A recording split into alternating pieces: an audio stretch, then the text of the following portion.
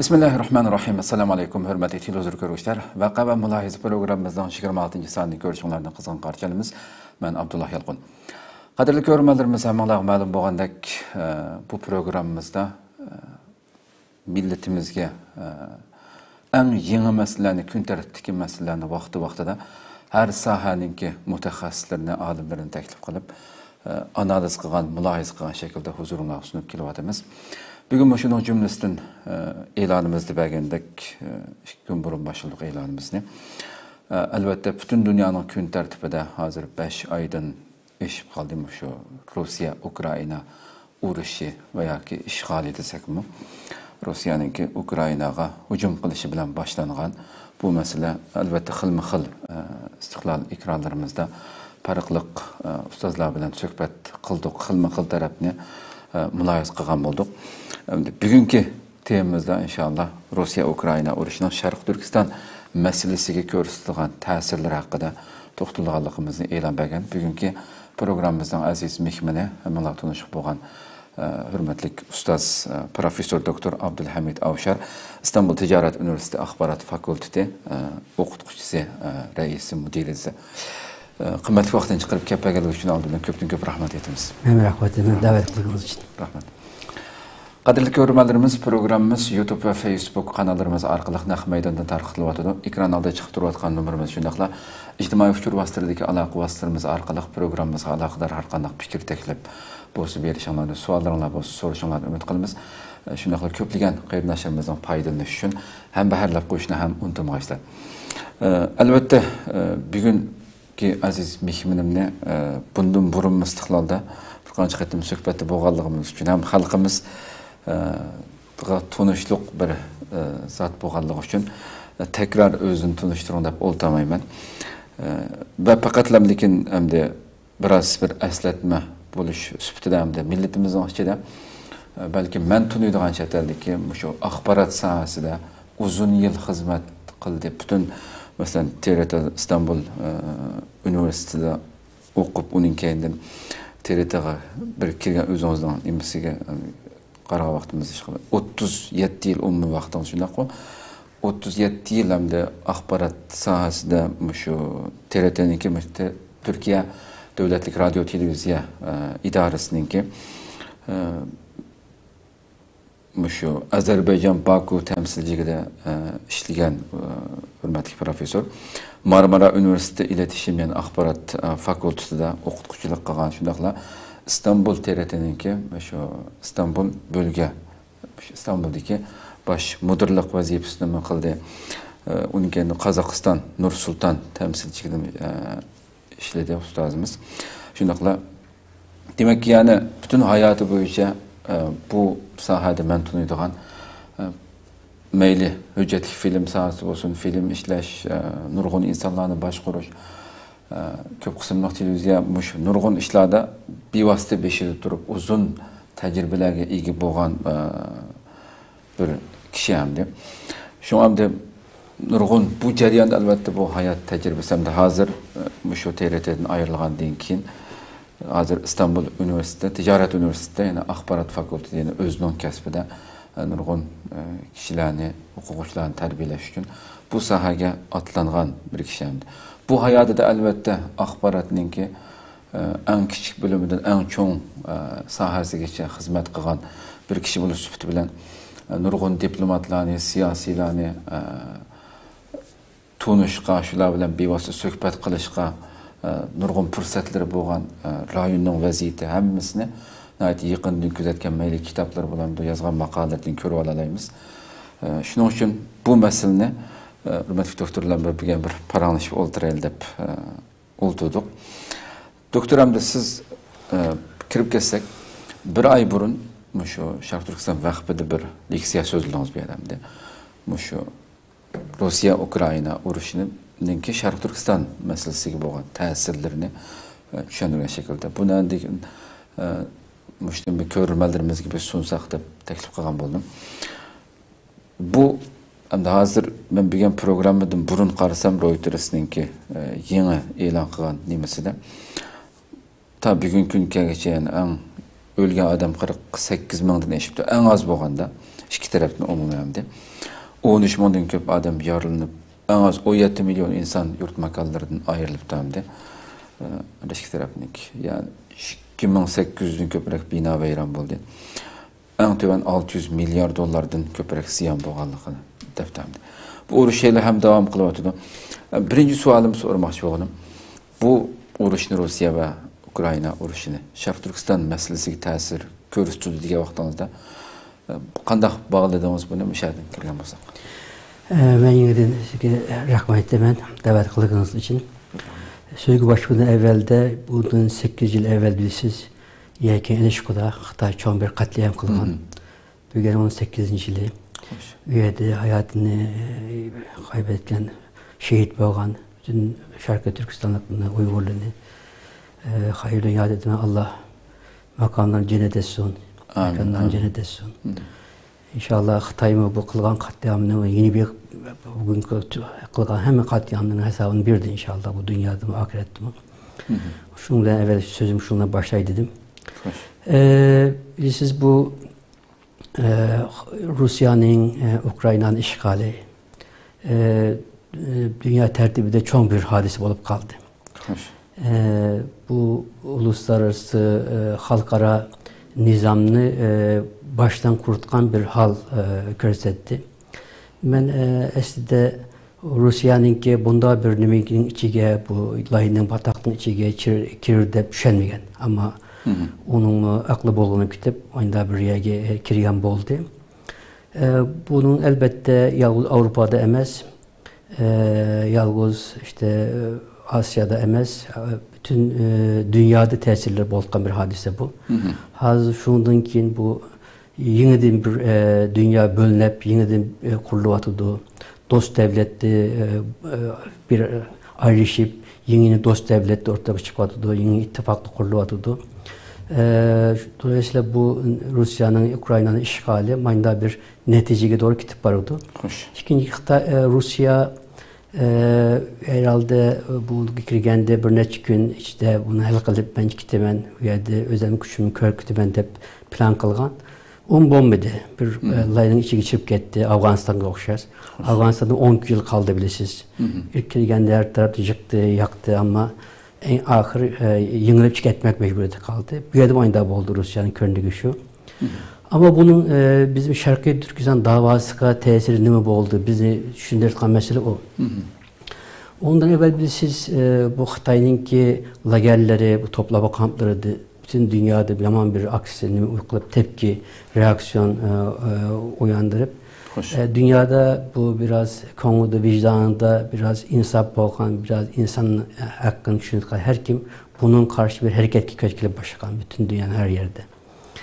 Bazı devletler özellikle bu Avrupa devletleri Xitay'ını soykırımcı ilan etkili, Xitay'a bazı tedbirler algıla başlayan her taraftan.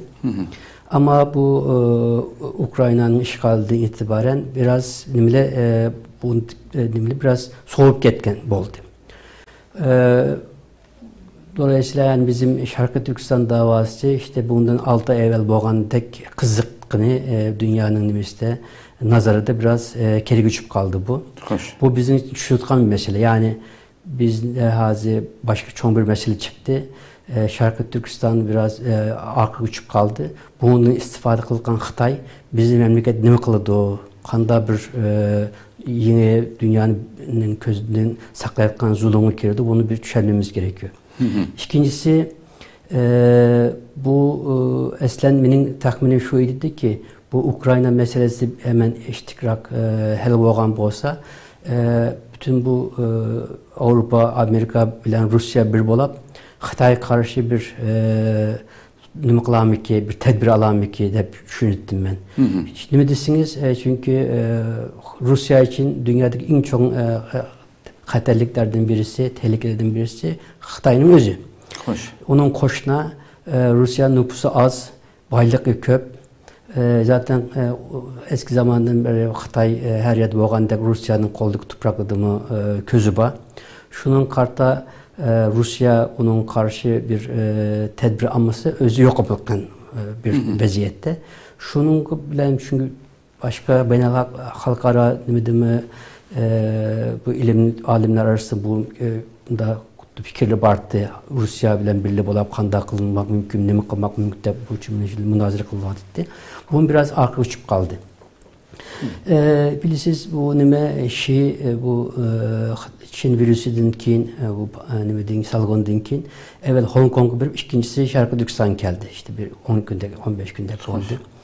Üye kelgenden gibi bir söz etti. Dedi ki evvel bir yesi yani bir közden uzak bir yerde hazi Xitay'nın ki cevheri boldu bir yesi. Hoş. Bir söz etti.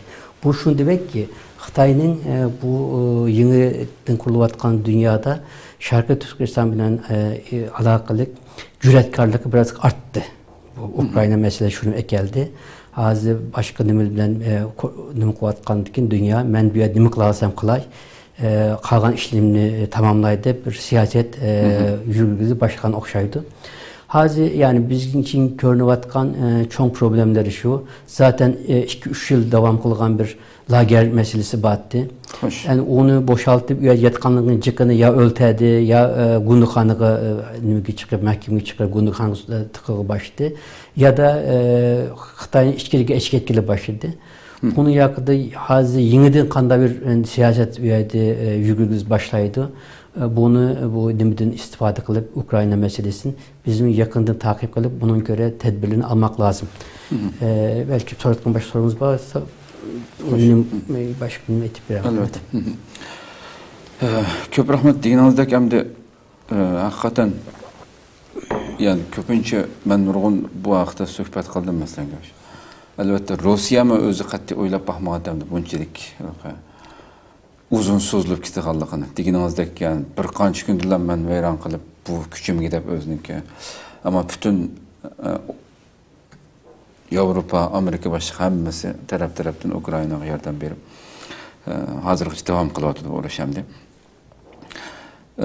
Lekin bir taraftan yani qarga wagtymyzda mesela Xitayning bütün etrafını biraz burunqı qaraganda biraz Rusya Ukrayna urushiga merkezleşip qalganda qamana endi taraftan Xitayning etrafını qorshash ishi bo'lsin, u yerdagi Xitoyningki atrofdagi qo'shni davlatlarga bo'lgan tajovuzchilikqa har xil shakldagi kun surkichiyotgan bu Rossiyaninki Ukrainaga qilib oxiri petib qolgan bu patqiqidimi ibrat olmagan shaklda Xitoy yana Tayvan masalasi bo'lsin, buningga jiddiy bir shaklda G'arbni bearam qilyotdi. G'arbga mesela xuddi atli hujum qilgandek Tayvanga mesela. Buningga qarshi yana qo'rshav davom qilyotdi Xitoyga bo'lgan ve jazolar vatanimizdagi bu jazolar meselesi u yerda qilayotgan Xitoyning har turli jinoyatlariga qarshi nurg'un jazolar elinyotdi, hali ham yurgizilyotdi. Bu meseleni birleştirgen vaktimizde qanday? Hazır elbette bu birinci kısmen bizge qaragan kısmını aytib berdim. Yani biz Şarkı Türkistanlıkla bolap xariçdikile bu meselede Xitay nima qılalaydı bir fikir qilmamiz lazım deb aytdim. Xo'sh. Bu musa esden ko'ringan şu. Bütün dünya yalnız nima emas bazı devletler için emas, bütün dünya için Xitayning qanday cho'ng bir xatarlik tehlike bo'lganini her kim ko'rdep ko'rinyapti. Şunun için bu yani özünün menfaatleri için bu özellikle çoğun devletler bunun karşı tedbirler alıp başladı. Zaten bunun başlagan. Hazır bu bir taraftan bu Rusya bilen nima qilib Ukrayna meselesi de Rusya'nın işgalcılığını alın tosmak için gayret gösteriyordu. Bir taraftan bu esas olarak aslında Xitayning aldığını qanday tosumuzun gayreti içinde hazır bütün dünya. Bilirsiniz bir neçe ittifak kuruldu. Yani Japonya, işte Endonezya, Avustralya, Amerika bir nekle. Hindistan, işte uyadık devlette, Malezya, şulu başka bir ittifak. Yani bölek mi olsa özün içinde Xitayning bu işgalcılığını yayılma siyasetini aldığını kanda tosumuzda gayret köktü vardı. Xitay mı bunu körep, yani etrafında denizin artık mesela Pakistan'da evvelki hükümettek emes hazır. Pakistan'ın bir nimesi uydu sıkılıvagan bir peki kılıvagan nime Xitay. Hazır yeni hükümet herhalde biraz onun mesafeliklerini tuttu. Xitay asan Pakistan'da iş. Hazır nimede Afganistan'da bir nesil kıvatlı Xitay. Yani bu nimede için kılmak için. Ama etrafını asta bir nümle tam bilen örep ve kuşak, yani nümle bir bu nüm Xitay'a karta bu nümüz vakıda komünizm vakıda Sovyet İttifakı'nın etrafını örgendek bir tam yasap Xitay'ın etrafını örgülü başladı. Xitay'ın bu yerde nüm kılkan koldaki tek nime imkan bizim Şarkı Türkistan. Şarkı Türkistan ve Şarkı Türkistan'ın koşunca boğan yeni Türk devletleri. Hoş. Birisiz hazır Xitay'daki Xarici İşler Nazırı Bakanı değil de bizim Özbekistan, Kırgızistan tarafı jüratıdı. Bundan bir ay evvel Kazakistan'a bakan. Hazır Kazakistan'ı bu birlikte bir nimi bu davet kıldı sentyabrda 9. aydaki bir yığını var üyege. Hazır Xitay bütün imkanları bilen maşı yolunu açık tutup işte evvelden bu Rusya'da tüpüde bir yol manıttı. Avrupa'da bir çoğun yol battı. O yol itilip kaldı, takılıp kaldı. Hazır ikinci bir koridorda işte Hazar düşüp Kazakistan'da, Hazar'dan Bakü'ye gelip Bakü'den bu payız yolu bilen Türkiye'ye, Avrupa'ya açılmak. Üçüncü bir yol Kazakistan'dan Türkmenistan'a, Türkmenistan İran'a, İran'dan Türkiye'ye de deniz düşüp yerden kelmekte. Hazır özünün nimesi için yani imkan ayak turabilmek için Xitay çare aravatır. Bu Xitay'ın çaresizliğini kötüvattı.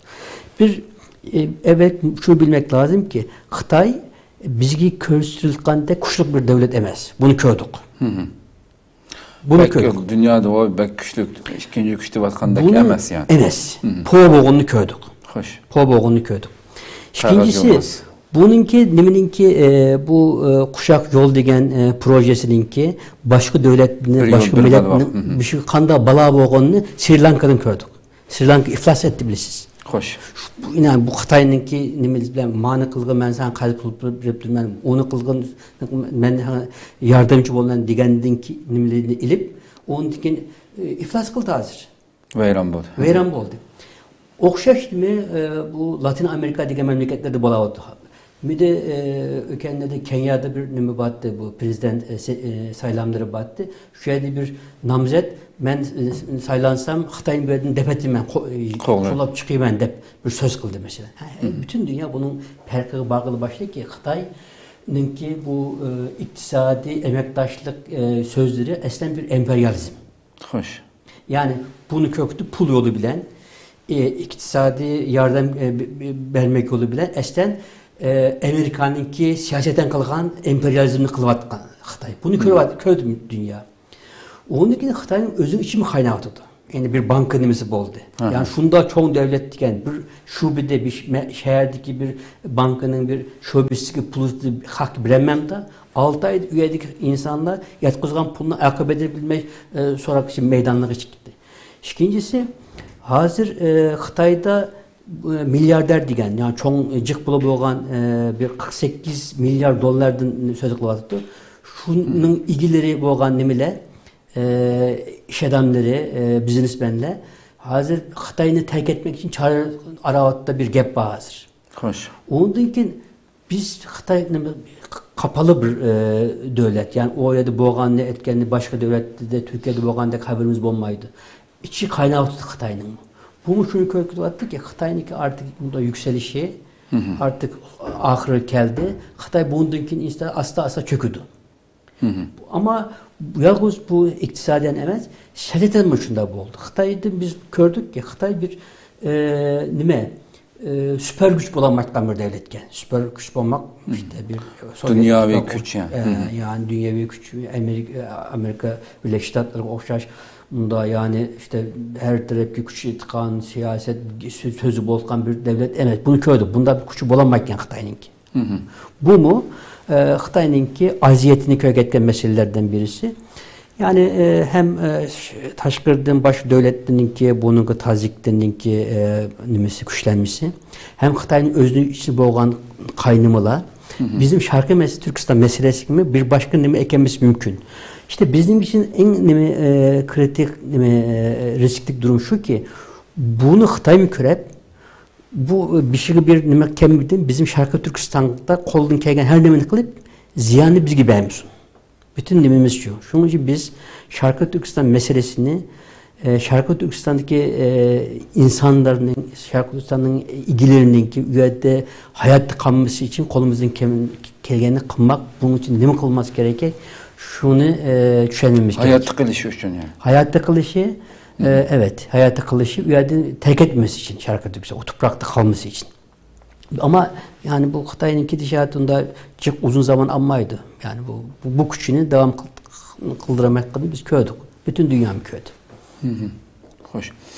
Doktorum, mesela bu sözünüzden digininizdeki mesela Xitayning etrafında nurgun qoruşa, her xil ceza, bütün Garip dünyası hemmesi toxtavsız kündüdegidek biz her günlük haberimizde bu devamlı. Yani Xitayni ayıplamagan ya Xitayninki Xitayni janıştırgan bir gap anlamaydigan kun yo'q Xitayning. Her kuni ya bir jazo qildi bir yerdan ya bir ayıplaydi ig'ir bir şekilde. Mushunda davom qilyapti demdi. Bugünkidek mushunda har xil jazolar yurgizilayotgan bo'lsa-mu shunchalar dalil isbot bo'lsa-mu Xitoy hamda o'ziga bo'lgan besimni biroz bo'lsa-mu bir yeniklitay deyishning o'rniga Sharq Turkistondagi u yerdagi zulmni qilchi bir yenikiltish uyoqda tursin. Texanbek kuchaytib o'zininki sekretarni almashtirib baqdi. Ama o'xshash davom qilyapti demdi. Bu şekilde devam qilishiga siz qana qaraysiz? İşte devam qilmoq Xitoyning o'zidan qararsangiz ko'z qarashdan qilmoq majburiyatda. Çünkü Xitoy eğer bizim Şarkı Türkistan'ni nima qilsa, u yerdan kuchini yetkazsa zaten yıkılırdı. Şu anda Xitoyninki nimada ayak turması için bir nima var. Bizim Şarkı Türkistan gelip olab qaldı dedi. Bizim Şarkı Türkistan. Yani bizim Şarkı Türkistan koldan çıkarsa onunki Xitoy bir ay kalmaz yıkılırdı. Şunda bir vaziyette. Şunun için koldan kelgenini bizim memleketki karta kılavatı da hazır. Yani işimiz şu. Bir de ne var elbette? Yani bir de Xitay'daki Şarkı Türkistan'daki bu vaziyetini mesela dünyanın her yerde boğandek, Türkiye'de boğandek közün saklamak için onun çoğun bir propaganda mekanizması var Xitay'ınki. 5. koldaymış Türkiye'de bunun meselesi. Yani mesela Şarkı Türkistan'ın buluvatkanlarını Türkiye'deki insanı bilse hiç olmazsa bir avazını çıkarırdı. Layık bilen bilse. Ama Xitay dünyanın başka tarafları boğandek Türkiye'de şunda işlevatı ki sanki Şarkı Türkistan'da gulluk gulustanlık. Hiçbir bombede, insanlık bir nes bombede, üyede yaxşı nimlik kılıvatıdı, üyede işte yeni fabrikalı yasavatıdı, ondan sonra onda yol yasavatıdı, işte poyuz eklivatıdı, onda abat kılıvatıdı. Xitay'nın propagandası bu. İşte bizdeki mesela bir de Xitay tabii Türkiye'de mesela boğan bir protestan, Türkiye'den gelen bir avazını Xitay biraz tesir köp oldu. Kalkanda sizin bilirsiniz.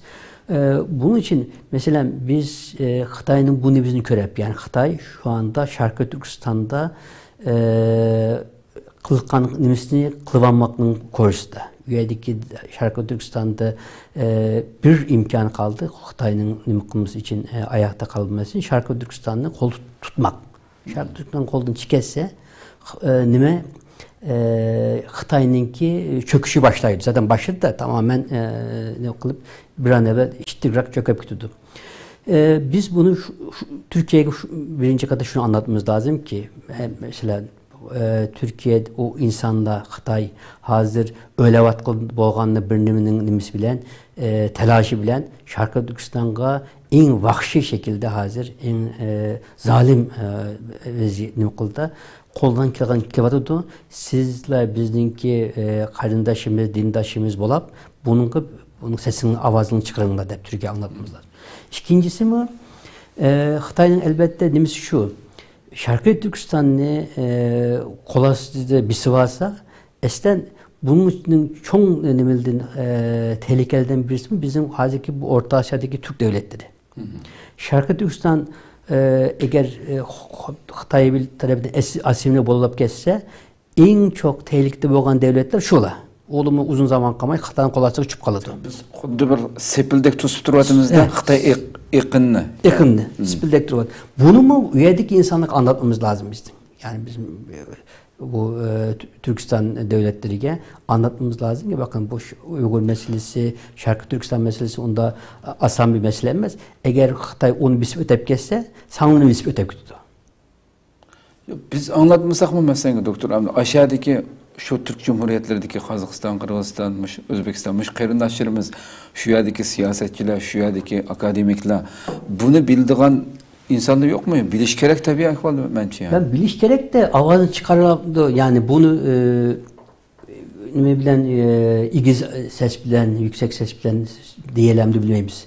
Belki akılları kemergen var. Hazır oğlunun vaziyeti kalagandı mı? İşte Rusya var.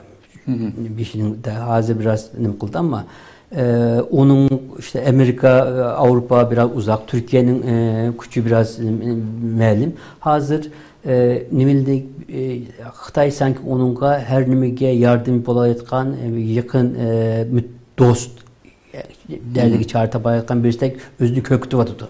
Yani pulgu nimin bağımı berey, nimigi kıprey dep. Belki biraz bu mecbur kılıvatıdı ama bu nimin tehlikeni bizim uluğu anlatmamız lazım ki eğer sanın közanını kara kessanlar, közanını jumup ertesi gün Şarkı Türkistan'ın vaziyeti düşmanı mümkün. Onun için bu Xitay'ınki nimisini aldığını almak lazım diye halka anlatmak lazım. Kanda nimi oldu. Yani çünkü nimide hakikaten yani hazırımız zaten o tarafta mesela Kırgızistan'ı yaman kuşlu Xitay, Tacikistan'ın çok yerini aldı. Kazakistan'da belirli bir sıklığı vardı. Özbekistan'da biraz az da hazır Özbekistan'a bir yol yasaklı başladı bile siz 2000 yılda algan bir karar varken 2022 bu yıl Kırgızistan bizim memleketten çıkıp Kırgızistan ve Özbekistan'a bir tren yol, payiz yol yasatkan oldu. O ticaret maksatlı. Bu kuşak yol nimildi içinde Özbekistan yoktu. Özbekistan'ın oraya kaldı. Bu elbette biraz bizim için biraz ne? Problem, sıkıntı. Çünkü Özbekistan İnçon, nüfusu İnçon devleti, nüfusu olarak çok bir devlet. Onun bu Xitay'ın kolaylıkla düşüp gitmesi yani iktisadi olarak şu yol bilen hem o özleri için yaxşı olmaydı hem bizim için yaxşı olmaydı. Bunu bir anlatmak gerekiyor. Dolayısıyla yani bizimki bu yeni ahvalda Ukrayna işgali bilen bunda bir nimik ortaya çıktı. Yani Rusya biraz kuşunu nimige Ukrayna tarafı nimik kıldı, biraz zayıflığı başladı. Bunu Xitay Rusya bilen emektaşlıkının ki hazır bir payda ekemekini körep öz bir şeka çağrılı arıgılı başladı. Bu arıgan çağrılının mu en destek birinci nimiste bizim üyelik Türk devletlerini İran'ı, Türkiye'ni nimik alıp şu yol bilen özgü bir nimege dünya çıkışka bir imkan arıgılı başladı. Hazır işte Kazakistan'ın nimesi prezidenti işte bir aydak oldu demeye bağlı, İran'a bağlı. Üçüncü bir alternatifte Kazakistan, Türkmenistan, İran memleketine çıkan yoldan bağlılığında bir nimi geldi. Hazır Xitay'ın nimesi bu. Çünkü yeni bir etraf onu itilip kaldı. Yani Japonya, Endonezya ile çok problemleri babilisiz. Hazır bu nimi Sri Lanka meselesinin bu Cenubu Asya devletleri Xitay'a biraz korkunçluk yani uzaklıklı turgu başladı özünü. Xitay'ınki tek yolu bu. Hazır bunun için karışıklık vakti. Bu karışıklık vaktinin için mi bizim Şarkı Türkistan için hem bir imkan hem bir tehlike. Hoş. Onun için biz şuna göre de düşünüp nim kılmak lazım. Onun yolunu aramamız gerekiyor. Yeni bir siyaset, yeni bir til, dünya anlatılan til tabii onu yürgümemiz gerekiyor. Doktoram da şu deginimizdeki elbette bu Xitay'nınki kâhimçilik siyasetini bizden Şarkı Türkistan yıkılsa aldı bilen bu Türk Cumhuriyetlerine ve hatta ahırda Türkiye'ye kildiğanlığını bazı mütehassıslar Türkiye'de bu kanallarda analiz kılıvatırımız. Mesela yeni Şafak'ın bir hafızada bir programımız var. Bir kançı bölümde şu meselelerini sildiğin abaytlık ağam meselelerini tilgalda Şarkı Türkistan'dan hazır bir tağdak sepil şekilde bu Xitay'daki aşağı kirişini tutup duruvatkan İğir bir irqi qırğınçılıqqa uçurab durup bu köreşini qılıvatkan xalq ekenligini şu programda uçuq tilg'a aldı hamdi. Biz anlatışımız gerek dediniz. Ular düşündürüşümüz gerek her xil şekilde qolumuzdan kelgancha. Siz hem de TRT Türkiye'nin şu devlet televizyon kanalını qilgan taqdirda shuni hisoplasak 37 yillik bir axborotchisiz hamda. Hamma sahasida har xil bölümde ishladingiz. Hamda hozir u yerda ishlamagandan o'z vaqtida qo'ymasdan diqqat qilib javob berishingiz mumkin. Men uchuq so'rab berayamdi. Mushu hatta mush eng oxirida chiqqan, mush lagerdan chiqqan 2900 faqat bir Qashqardagi bir noyidan chiqqan lagerning ichidagi xalqimizning ichinishli suratlar dunyoga oshkorlanib ketdi. Bir axborot organi erishgan bir ma'lumot hamda. Türkiye'de devlet ve bütün devletlerin istihbaratları bizim vatanımız buluvatkan bu cinayetlerini ulardan neçehası artık bilişi mümkün. Muşu bir meselini bir devletke karşı bir akbaratta şu devletin gün tertibiga ekiliş için mi bir yerden signallar besilmese mamaydıqanlıqın siz inek bilişiniz mümkün. Muşu hakkında biraz bir fikrinizi alsam. Hazır ben doktora çalışmam, o kitaplar bisildi. Halkara münasebetlerde bu kamuoyu dediğimiz içtimai fikir mi Uygurca? İçtimai fikrinin rolü de bir nime bu. Üyede ben şunu kolga aldım ki siyaset yani idare etkenlerin ki köz karış kanda bolsun bir meselede bu kamuoyu teşkil kılgan yani kamuoyunun ki kuşluk boğan bir meselede bu kamuoyu idare etkenlerin fikirlerini tigeştirememdi. Halk ammasining fikri, halk ammasining fikri idare etkenlerin fikrini tigeştirememdi. Bir zıt bozuldu. Özgertelememdi. Şunun kolga elip bunu tarihten işte bu kolun bilen alakalı bolganın ki alimlerin fikirlerinden şöyle bizim özümüzün tecrübesinden kalıp şu fikir geldi ki tigiştireleydi. Özgerteleydi. Yani özgerteleydi ama özgertmek için nima kılmak gerek? Mesele şu. Hazır biz bir yaşada çıkıp tükenmiş yani işte Afganistan'da bir yaş Türkiye'ye gelip tükenmiş. 60 yıldır Türkiye'de. Türkiye'nin ki bu amma fikrinin yani Türkiye halkının Şarkı Türkistan'a köz karşının kanda boğunu yaxşı bilemiz. Buğulu Şarkı Türkistan'ı öz vetinde bilidu. Jürgede. Bu idare etkenler mi? Şu halkın arasından içinden çıkan edemler mesma. Ben bu meselede hazır Nimişka Türkiye'de bizninki bu meselemizge burungu boğandek kuşluk bir destek yok. Şengen'de birincini özümüzde karavatım ben. Özümüzde.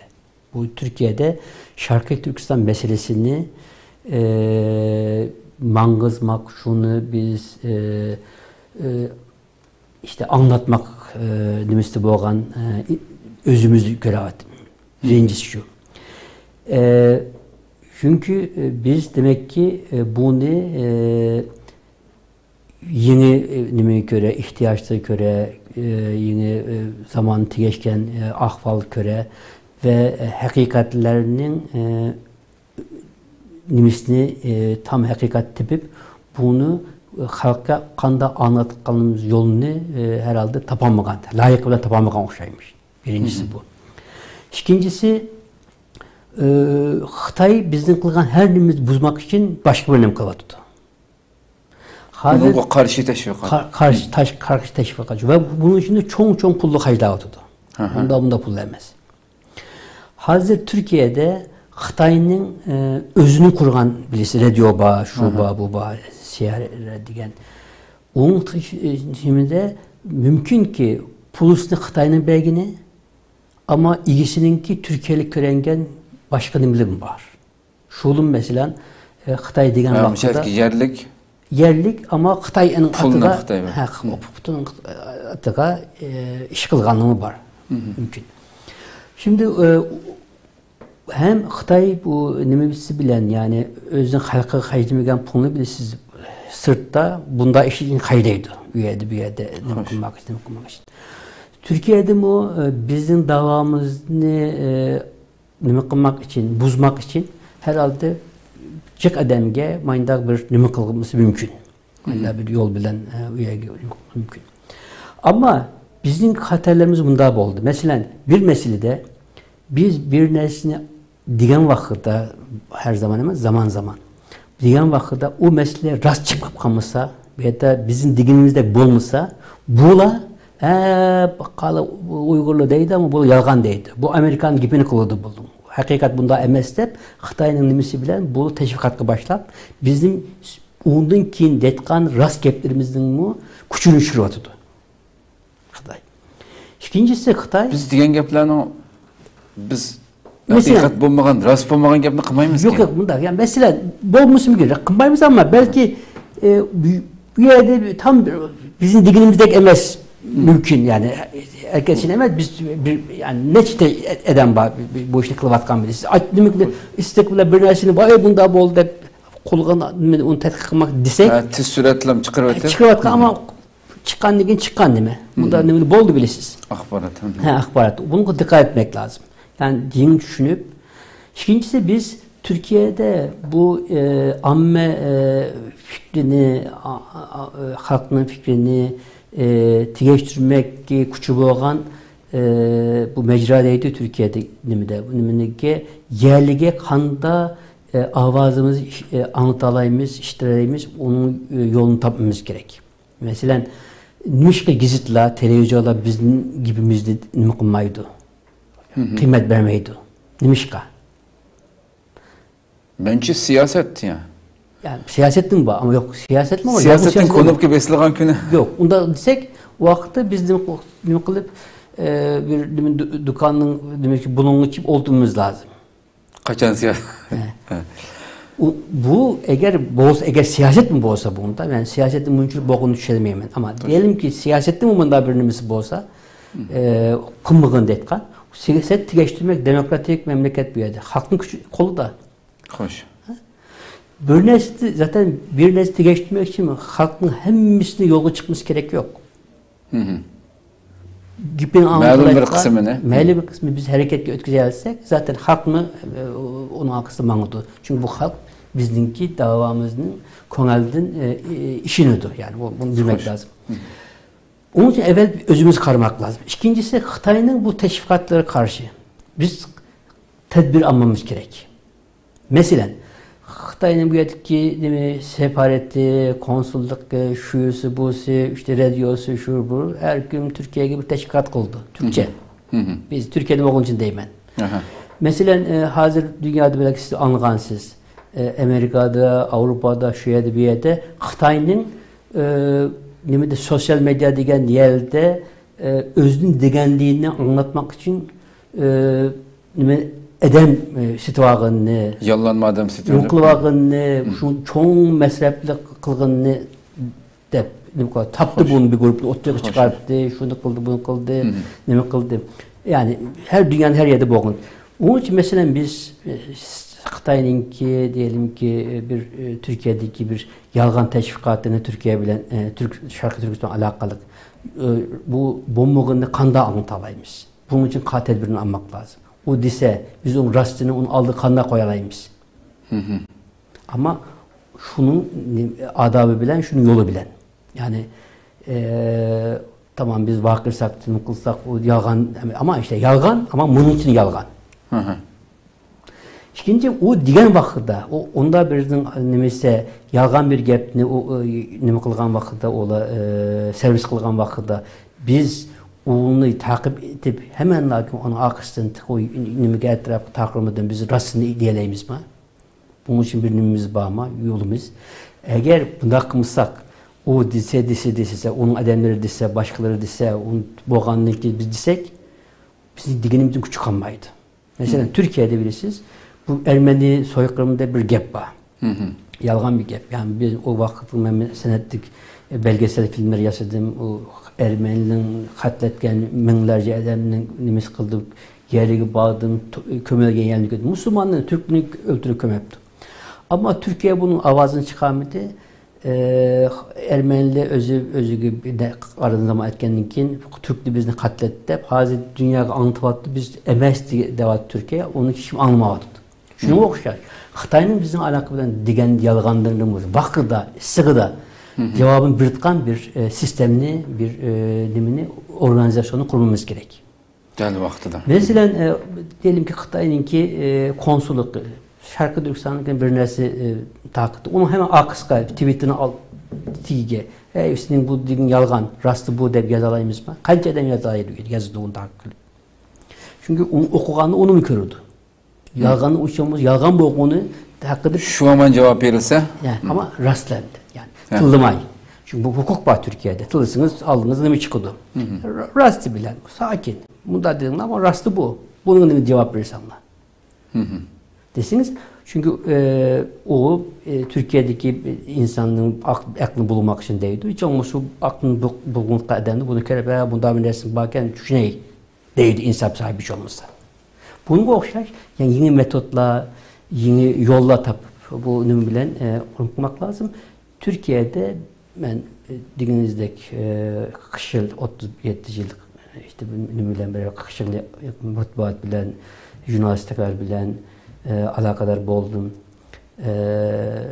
Yani Türkiye'de nümü bolsun, jurnalistika bolsun, akbarat bolsun, Türkiye'deki her nimi seviyeden eden bolsun, Şarkı Türkistan meselesiyle uzak emez.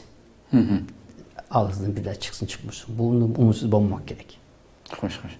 Ben doktoram dergizmanlığı ümit sülünüp ya ki Uygurlar biz hareket kılmasligimiz gerek degan maqsad edemedim.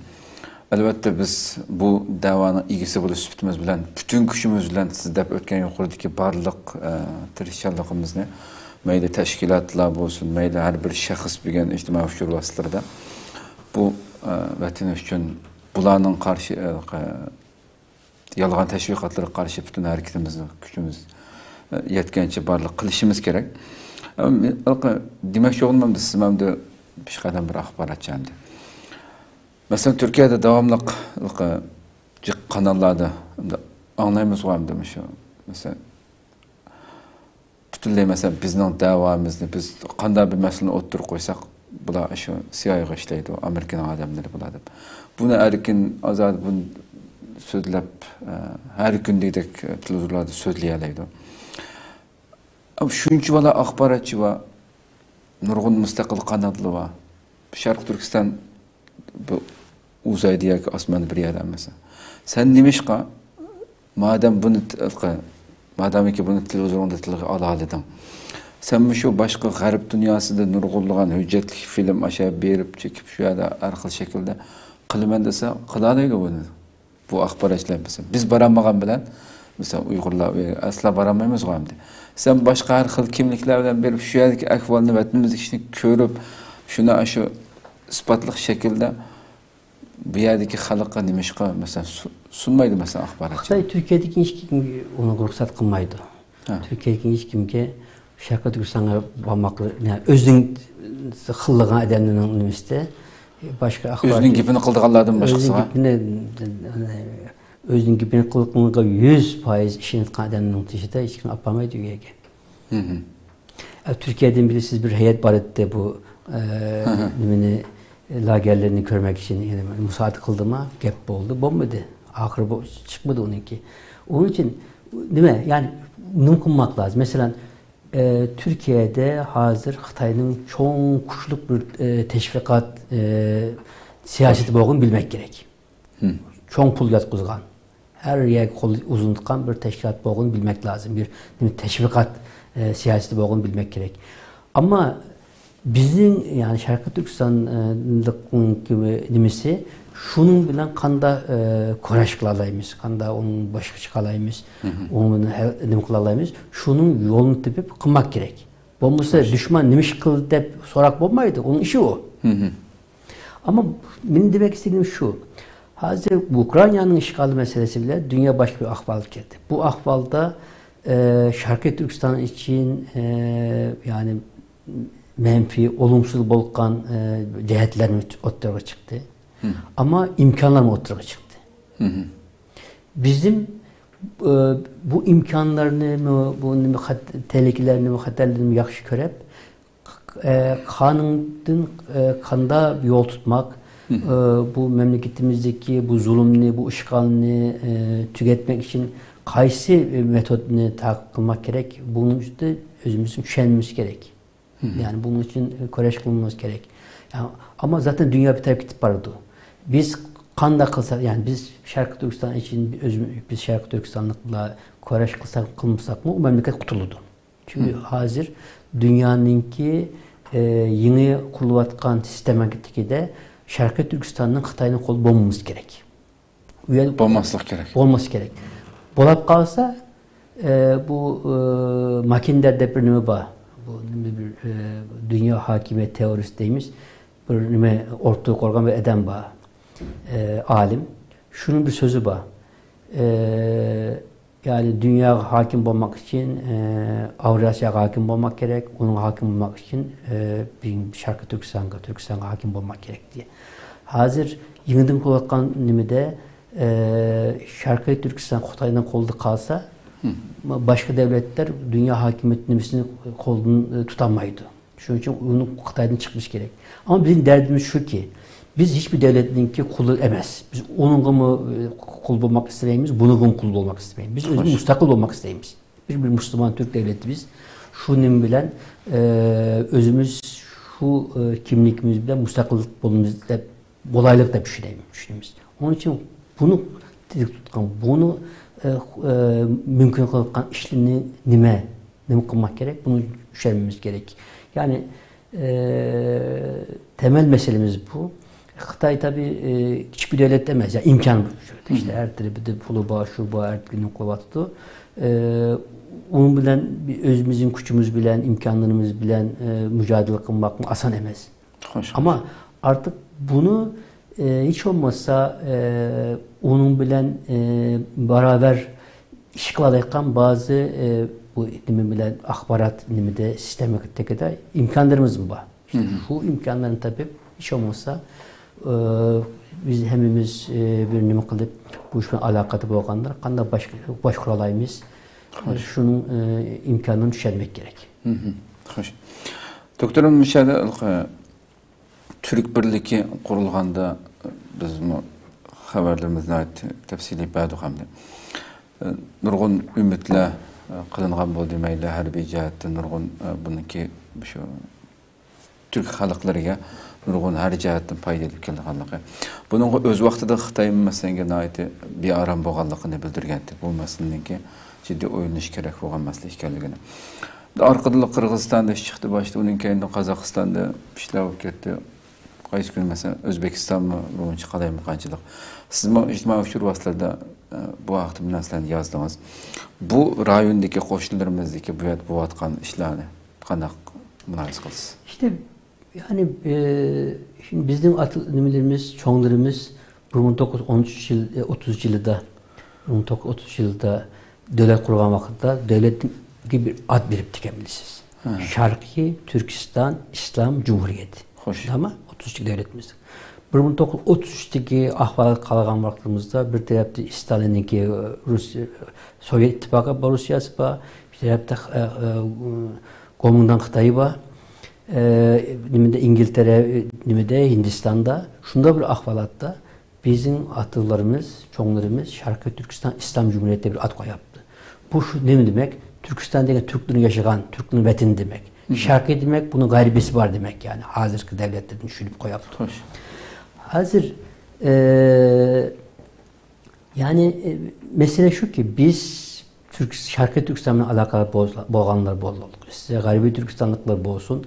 Birbirimizin derdi bilen dertlenmişsek birimizin bir şey gelen bir dert, yine bizim bir şey girdi. Biz hemimizin hem bulmamız gerek. Birinci mesele bu. İkinci mesele Türk birliği bütün dünyanınki korkan bir mesele. Çünkü Türk'le birlik boğan vakitte dünyanınki ahvalat, kanda boldu, kanda nime boldu. Erkin biliyordu biz bilmesek unutulup kaldı. Tarih.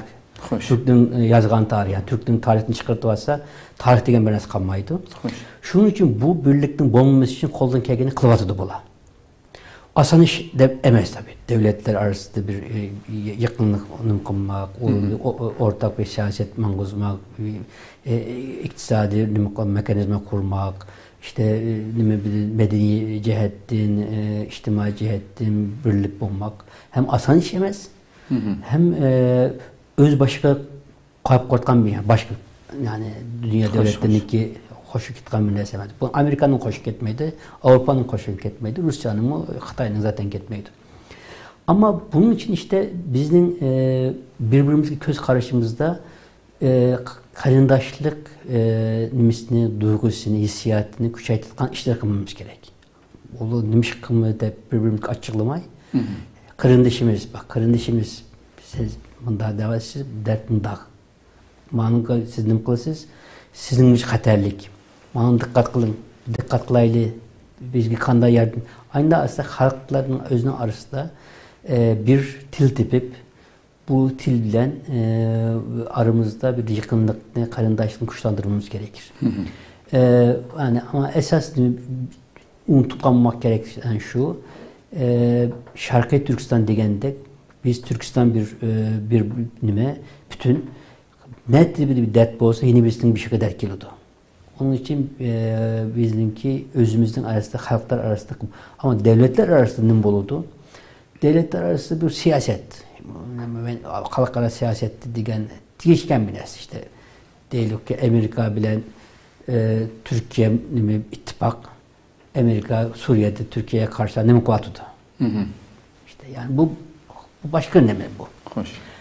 Onun karmayını unutma ama hiç olmazsa Türk devletlerinin bir aradaki bir teşkilat kurup hiç olmazsa biraz bizim gep kolayetken halde bulması mı yakşı bir neyse ama konan istediği gibi tıkın bek güçlensin, ilgili kessin, belki beraber hareket kılkan Avrupa İttifakı, o şey ittifak bolsun konumuz isteydi ama asan emez. Hoş hoş. Doktorum da aşağı nimi kayıt göstermiş şu. Avrupa İttifakı mesela şu. Geyetli gruhi mesela Xitay'namış bir belvaq bir yol planıga karşına zor meblağ çıkarıp 600 milyar dolar çıkarıp şu. Xitay'nın bu planıga karşı bir hareket kıldı. Onun aldı da mesela 21 iyondan başlap Amerika'da Uyghur mecburi emgikinin aldığını eliş kanuni, resmi icra kılınışına başlap Xitay nurgun siyan tatavatı hazırlığı cəmdi. Bunu yok düşün, bütün tirişçallığını kılıvatıdı Xitay bunu emelden kaldıramam kelep. Ama şunda cezalı Xitay'nın ait bir isim kıldığan nimeler yürgüzülüvatıdı. Sizden de şu bir taraftan biz mesela Rusya-Ukrayna uruşunun ki şunda uzrap ketişi şunda analiz kıvatkan mütehassisler var mesela. Bunu kasten uzatıp garip Amerika başlık mesela. Her kança siz degендek mesela Rusya Xitay aslında birbirisiyle düşman boğan bilen Amerika karşı ve garipki karşı ilişkisi birdek görünüp Xitay hazırgacha Rusya'nı qollab gariptin karşısı duruyordu demdi. Mahfiyatim olsun, onunki nimesin setveriliş meselesi olsun. Rusya'nı acizletip Amerika mesela Xitay'nı lok onun hücum kıldığan Rusya'nın gücünü her günü nurgun acizletip oturdu hamdi. Bu uruşunu kasten uzatış arkalı Rusya'nı veyran kılıp Xitay'a yani asaslık düşmanı Xitay hamdi. Rusya'nın kiyinlememde kalsa. Bunda qilish ihtimoli kuchli deb qarayotgan bu fikri qanday qaraysiz? Evet, zaten diyenimiz şu yani belki bu kanda bilmem bu mümkün ama böyle bir neresi, bunda bir neresi mümkün. Ama Xitay bilen bir meydan sokuşu kılıp yani bir bilen koral bilen sokaş kılmaktan yerine iktisadi cihetin o aynı Xitay'ını önüne kılıp zayıfletip şunda bir Xitay'ını bertaraf kılma niyeti bağ okşunu kıldı. Bir de elbette bizim göz aldı tuttuğumuz gereken meselelerin birisi bu. Hazır başka dünyanın başka yerlerinde bununla alakalı herhalde tetkikatlar kılınıvatıdı. Xitay özünün dünya ilan kılığındaki bizim bunu tekrarlagandaki 1 milyar 400 milyon bir halk mı? Emes mi? Bu dünya bunun kararıdır. Ya bence emez. Xitay bir millet mi emez? Millet dediğiniz değil mi? İşte iktisadi, din, yani dini, kültürel, sosyal, yemedin tarihi bir boğan, biriniz bile yaşayan, okşa dertliğini, demedin yakşılıklı bir yaşayan, yani her bilen cem boğan bir halk demek. Xitay bunda emez. Xitay xanlıkla bilisiz. O xanlık bu xan. Bu xanlıkın çıkımı Xitay esilli xanlıkla emez. En ahırı Mançu'ydu işte. Memleket işgal kılganlı mı? 1911 yılı geçirip. Ondan evvel Mongollu battı, Türk hanedanlıkları battı.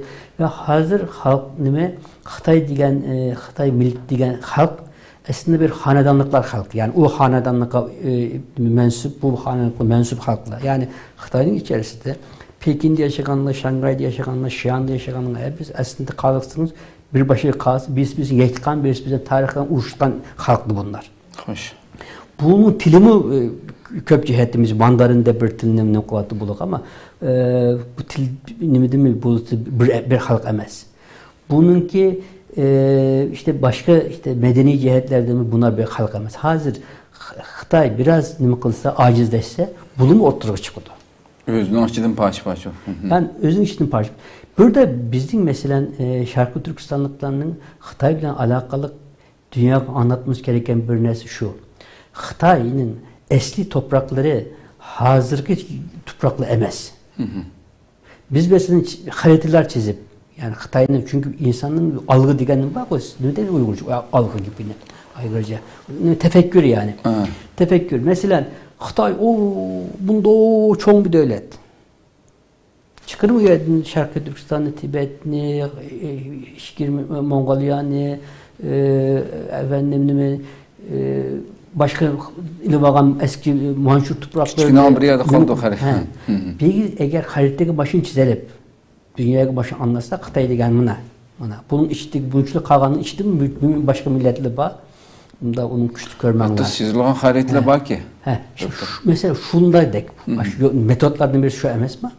İkincisi yani biz her yerde şunu anlatmamız lazım. Xitay bir milyon neçe emez. Onu hem Xitay emez. Xitay'ın içinde ama Xitay emez. Xitay bunu görüp işte Han, Çin'de ikiye ayırıp Han degen esli Xitay, Çin degen bütün halklarda ne kadar iki hanedanın adına. Han degen 193 emez. Karab baksın o yerde Tungan'ın çıkarsın, şunun bunu çıkarsın. Neçe adam kaldı. Türkiye'deki azat, Avrupa'da azat bir devlet olsa, o yerde kaç tane Xitay'da kaç milyon adam kaldı o yerde. Yani çok boz 300 milyon bola. Yani bunu anlatıp Xitay'ın bu zayıflıkını nimel etmek lazım. O kandak başı çıkımı 1 milyon 400 milyon adamla emez. Bunu hazır ökünü bir istatistika okudum ben. Xitay'ınki bu kri nüfusu yani nüfusunu çoğayıp gitmişti. Hazır hatta dedik hazır 1 milyon 400 milyar emez, 1 milyar 400 milyon emez. Onun 1 milyar 200 netçi milyon uçup geldiğini tahmin kılımız. Ama o istatistiklerini Xitay bayan açıklamaydı, bayan kılmavatdı. Şu an köptü kuşku rağbetlendirip hazır. Müküp gitti, Hindistan uçup gitti deydi. Şimdi bu nimelini hemimiz bilmek gerekir. Yani şunun için demek ki evvel bu nimelinin insanga, özümüzün davasını kılgan insanga insanlarga veya bizge köz karşı boğan insanlarga şuna umut vermek lazım. Xitay degan unda demez. İktisadi cihetten bunda olatıdı. Buna nüfus cihetten, bunda siyasi cihetten. Xitay'nınki xası dünya meselesiga siyasi olap bir bunda da diginlik anladığında hiç kim anlamadı. Çünkü bunda bir nima kılmaydı. Yani işte Türkiye bile neçim dünya meselesi ki şunda avazını çıkartıp gep kıldı ama. Şu boyla Xitay deyimiz dünyanın en çok ikinci ekonomisi deyimiz. Hay mesele gidip her meselesi yaptığımızdan arkasında ne kılmen de özü gibi ne kıldı. Bunda bir denizden çoğun devlet bulanmaydı. Çoğun devlet bulanmagandıkken öz içinde korulup yok oldu. Yani bir devlet diyen ya çoğaydı, siyasi gücünü arttırdı, başka devletin töpüdü güç ilgisi boldu. Yani siyasi olan. O vakitte devam kılalaydı belki. Ama sen unda kılman, o akısını kılman, mazarını mı kılman dese özen çökep gitse. Bunu anlatmak lazım ki insanlara umut gelsin. Körengene karı bir neme elbette. Özellikle bir Şarkı Türkistan için. Xitay hiçbir halk bomağında Şarkı Türkistan'a öçtük kıladı. Düşmanlık kıladı. Nimişka? Çünkü bir digeninde bir tam üye, tarih boyu Xitay ötküzmedi bu tarafke. Tuturuvaldı yani. Xitay Yecüc Mecüc'leri eş tarafta kaldı. Ötemedi bu tarafke. Hazır mı? Şunda hazır Şarkı Türkistan'ı bir silip şu yerini ötmekle gayret köktü aldı. Bütün değdi bu. Ötemeydi ama değdi şu. Şunun için en çok çünkü asimile kılamaydı bizni. Bir 5 adam kalsak mı, 5 adam kalsak mı uluğu teslim olmaydı. Halk bunda bir halk.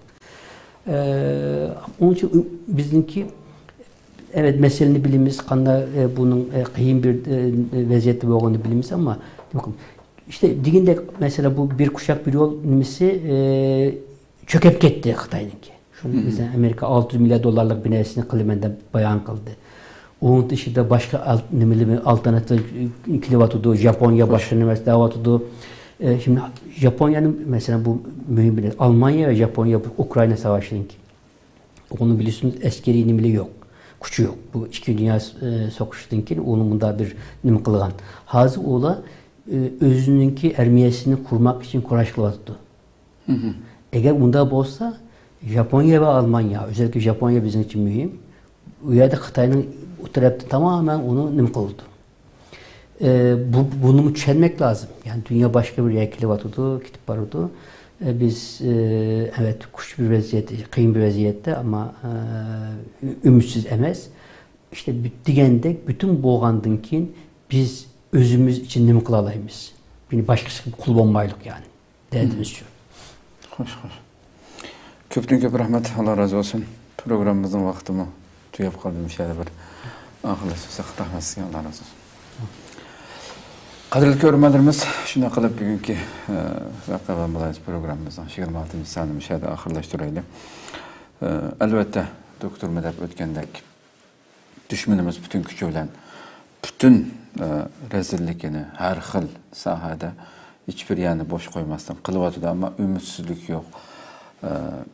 Ama acizlik tarafı düşmandan şu xilma xil sözler ötülgen yokurdu ki acizlik tarafını güçlük şekilde oturup koyup şu taraftan hücum kılışımız güçlük şekilde ruhluk duruşumuz gerekliki söylengen buldu.